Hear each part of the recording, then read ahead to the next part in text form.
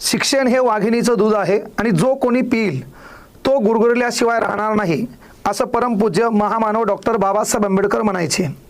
पण सध्याची परिस्थिती बदललेली आहे. सध्या शिक्षित वर्ग हा राजकारणी लोकांच्या हाताचं खेळणं बनलेलं आहे. आणि म्हणून तुम्ही काल परवा IPS कृष्णा, नेत्याचा आलेला फोन आणि त्या नेत्याची बाजू घेणारे बांडगुळं, ह्या पण सर्व गोष्टी पाहिल्या असतील. त्यावर आपला सविस्तर व्हिडिओ येईल. पण आज जे बाब आपल्याला बोलायची, किंवा ज्या शिक्षकाला 5 वर्षापेक्षा अधिक काळ रिटायर व्हायला राहिले त्यांना देखील एक परीक्षा द्यायची आहे. आता ही परीक्षा म्हणजे TET.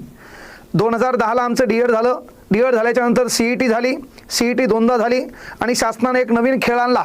त्या खेळाचं नाव होतं TET, टीचर एलिजिबिलिटी टेस्ट, ज्याला आपण म्हणायचो शिक्षक पात्रता परीक्षा. मग या शासनानं आणखी एक कार्यक्रम ठोकला, मग आणली टेट. आता फक्त शासनानं MET, मेंटल एलिजिबिलिटी टेस्ट, म्हणजे हे DED करून अभ्यास करू जाग्यावर